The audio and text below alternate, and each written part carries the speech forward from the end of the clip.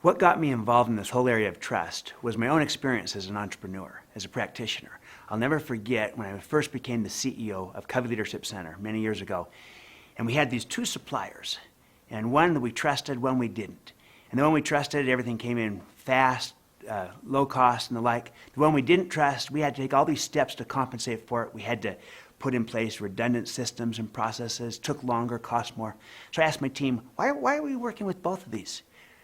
Because this one we trust works better, this one we don't. Well, they got to have redundant systems. And I said, well, who's paying for this extra cost? They said, well, we are. I said, why are we paying for it? We have to take all these steps to compensate for the fact that they don't produce, and we pay for it? It doesn't make sense to me. And so I said, look, we've got to find another, if we needed a second supplier, that's fine, but let's find one that we trust, because it's too costly when we don't. She said, that very simple idea, and I started to say, you know what? There's a high cost to low trust. This is not just a social virtue. This is economic. This is financial. It's affecting the speed at which we can move and the cost of everything. So then we began to build our company on the basis of trust. And we built it inside the company, on our teams, in our groups, in our departments. And when we had higher trust, we could move faster with less cost. And we started to get great results. Our profit went up dramatically. And we started to do better with customers. We built trust with customers. When we did that, suddenly customers started referring more business to us.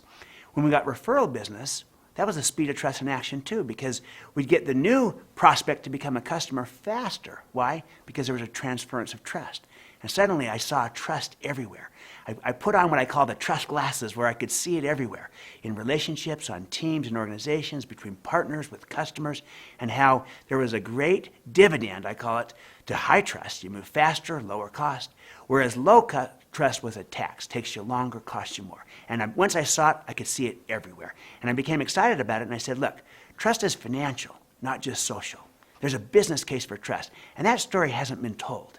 Just the social story's been told, but not the financial story. There's a business case for trust. And the second thing I became aware of was that trust also is a learnable competency. It is something we could learn, we could do, we could move the needle on. And most people never thought of it that way. They thought of trust as being something that you either have or that you don't have, that it's either there or it's not there.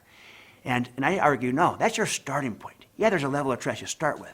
But in the same way that you can diminish trust, you can also increase it, you can grow it, you can create it, you can establish it on purpose.